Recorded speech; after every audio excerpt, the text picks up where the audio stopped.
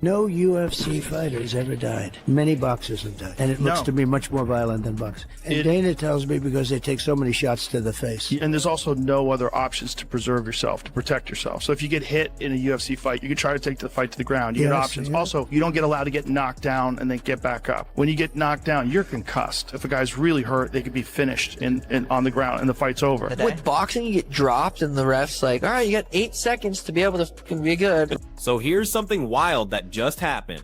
Picture this scenario where a fighter gets dropped and the ref steps in saying you've got exactly 10 seconds to prove you're not dealing with serious brain damage. That's some next level stuff right there. Alright, fight fans, you're here because of that Trump and Rogan conversation about UFC dangers. You can kind of run away and survive until the bell rings. They're only 3-minute rounds, and then you start again. So you're Look, political figures jumping into combat sports debates isn't anything new. We've seen this dance before. But let's slice through all the political noise and hot air and actually examine what creates real measurable danger in fighting. This revelation is about to flip everything you think you understand about combat sports on its head.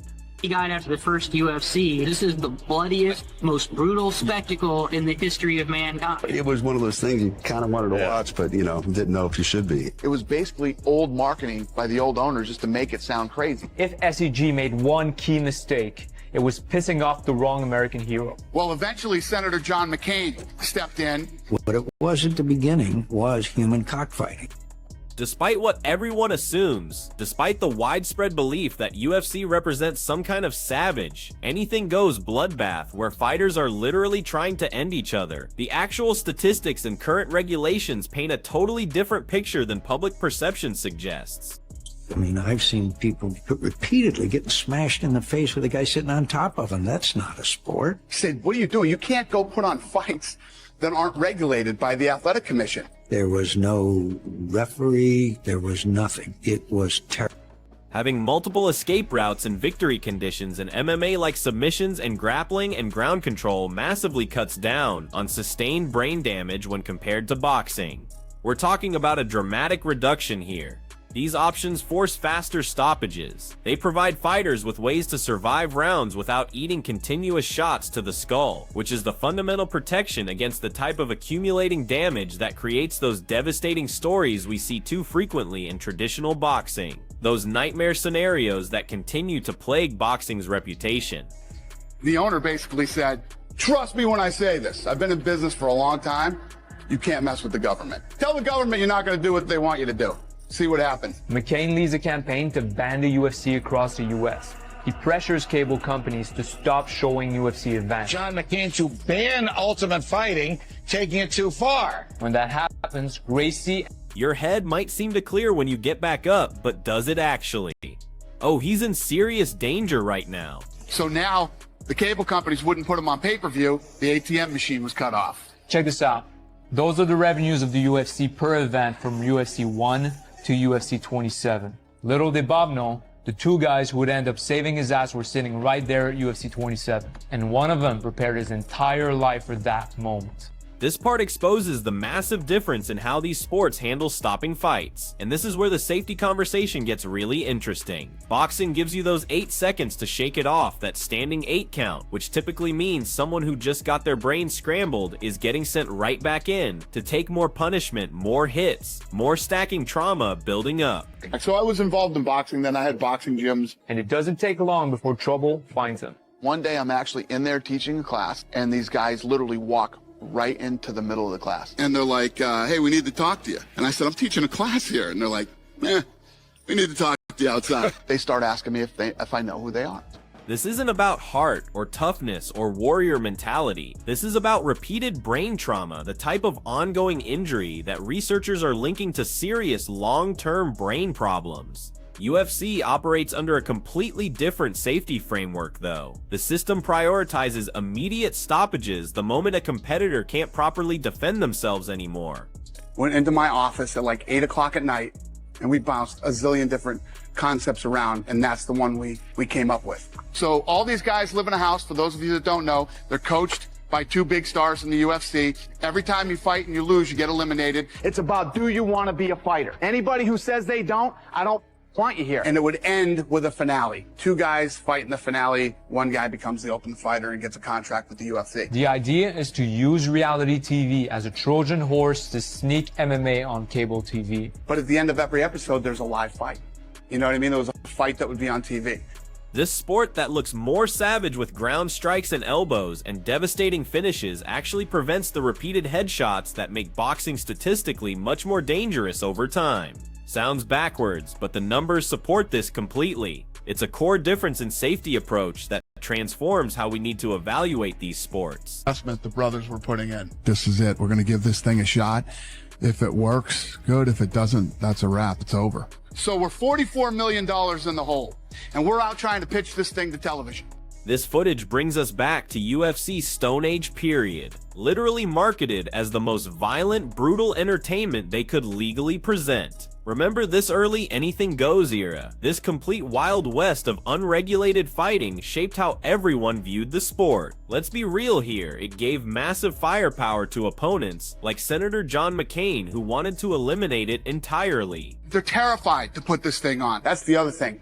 In the television business, nobody has any balls. We ultimately found Viacom's Spike Network, calling themselves the Men's Network.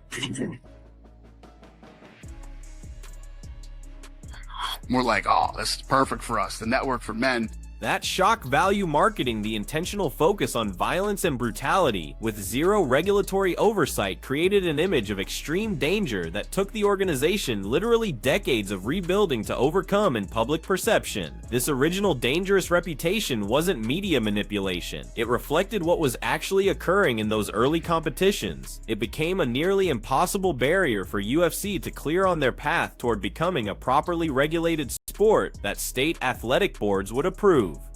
Stephan Bonner and Forrest Griffin. So these 2 guys come out, light heavyweights, and they put on the sickest fight you have ever seen in your life. And the numbers during the fight went just like this. The place is going crazy. People were stomping their feet, and it sounded like a train was going through the arena. And at the end of the fight, people were chanting, "One more round, one more round." We ended up giving both guys a UFC contract that night, which made the place even go crazier. Here, Senator McCain explains his human cockfighting comparison, and the historical context matters enormously. He wasn't being theatrical for votes or chasing headlines. He was addressing genuine concerns about the uncontrolled Wild West era of no rules fighting that was legitimately alarming. It didn't matter if we did another deal with Spike TV or didn't do another deal.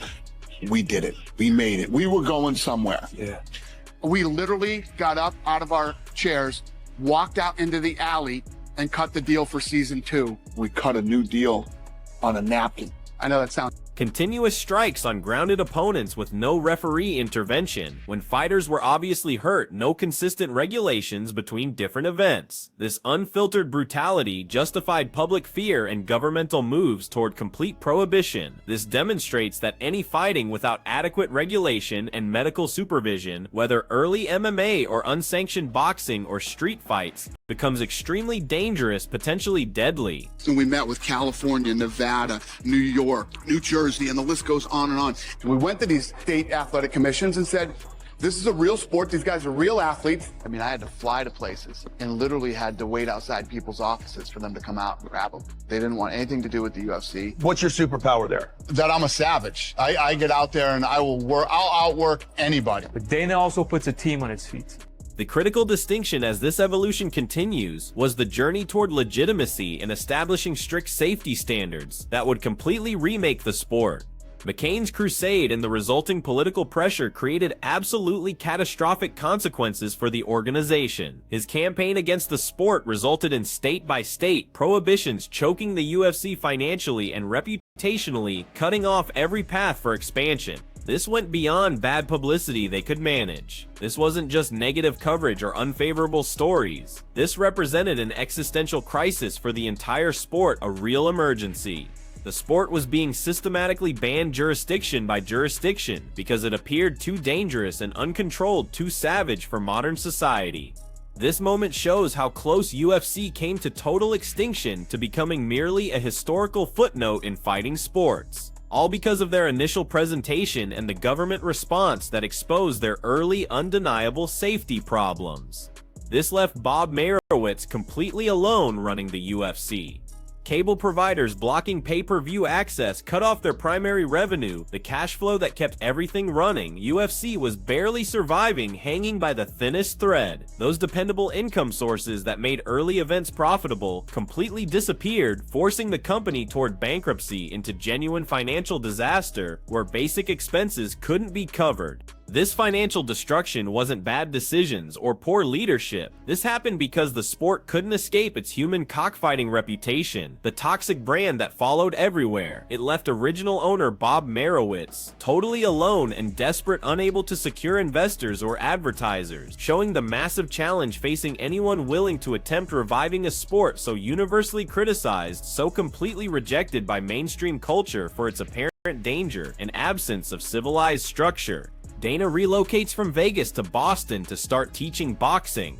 Before Dana White transformed into the outspoken UFC figurehead, the bold promoter everyone recognizes today, he was immersed in boxing culture, operating gyms and instructing fighters in traditional techniques. This experience becomes absolutely essential for understanding his approach to solving UFC's crisis. He knew combat sports from ground level, the training systems, the discipline demands, the psychological elements, and most importantly, the real dangers in elite level competition. This foundation in established combat sports, one already legitimized and regulated, provided him special perspective on structuring and promoting fights in ways that athletic boards and audiences would embrace. Somewhat ironically, this journey also connected him with characters like Whitey Bulger, revealing the dangerous underworld he moved through in Boston before sanitizing MMA's image and bringing it into the mainstream. This demonstrates the brilliance of the Fertitta brothers and Dana White, their business intelligence really emerging here, converting a weakness into strength. They recognized that while the dangerous perception created massive problems for sanctioning and television access, it also generated certain audience fascination, a curiosity element they could leverage. The Ultimate Fighter became their secret weapon, a masterful marketing strategy to reintroduce MMA to mainstream television, not as savage spectacle that would frighten sponsors, but as engaging human storytelling that viewers could emotionally connect with. By highlighting fighter journeys, their personal battles and histories, their characters beyond just being warriors, and their intense preparation, they gradually dismantled the human cockfighting image piece by piece. They replaced it with stories of legitimate competition, incredible athletic ability, and commitment that audiences could appreciate and respect. We literally went begging to everyone and couldn't find a single person interested. Even with Ultimate Fighter in development, even with this brilliant approach, the legitimacy fight was nowhere near finished. The war continued. This perfectly shows the desperation and enormous challenge Dana and the Fertittas confronted during those struggle years. Television networks remained absolutely terrified of MMA, still haunted by its human cockfighting history and the regulatory backlash they witnessed other channels experience. Having to pay networks to broadcast their content, completely flipping the standard business model, where networks purchase programming, shows how entrenched the dangerous and barbaric perception remained throughout the television industry. This proved their complete faith in the sport's possibilities, their total belief they were developing something massive, even when industry leaders considered it untouchable and damaging to their reputation. Then everything shifted with the fight that rescued the sport, that epic battle between Forrest Griffin and Stephan Bonnar at the Ultimate Fighter finale. And if you missed this fight, stop everything and watch it immediately. This transcended just a fight. This wasn't simply two athletes competing for 15 minutes. This became a raw, emotional showcase for MMA's legitimacy as genuine sport. It mesmerized viewers who had never experienced a UFC event before. It displayed courage, technique, tactical skill, and pure athletic excellence, completely erasing any remaining perceptions of simple brutality or human cockfighting. This single fight demonstrated that MMA under proper rules and presentation with adequate oversight could provide unmatched entertainment and authentic sport that boxing couldn't deliver. This marked the turning point that genuinely began shifting public perception from too dangerous toward must-watch television toward combat sports evolution. I realized when that fight ended that everything had transformed completely. That finale moment, the immediate impact of Bonnar versus Griffin, created undeniable change for everyone present. This captures that breakthrough realization that they had succeeded. The impromptu napkin deal for Ultimate Fighter's second season wasn't just business or informal agreement. It confirmed that UFC had established its foundation, that they had solved the puzzle. This crucial moment secured MMA's television presence, starting with Spike TV, but opening opportunities everywhere, creating pathways for additional regulation, mainstream acceptance from athletic commissions, and complete image transformation in public consciousness. It proved that when presented properly with context and appropriate rules and legitimate athletic oversight, the sport's natural excitement, unpredictability, and drama could overcome years of negative safety and legitimacy concerns with regulatory bodies. My name is Lorenzo Fertitta, and I serve as Chief Operating Officer of the UFC. This offers crucial insight into how UFC permanently shed its dangerous reputation, how they finished the transformation. Rather than resisting regulation, rather than preserving that rebel image, Dana and the Fertittas embraced it wholeheartedly.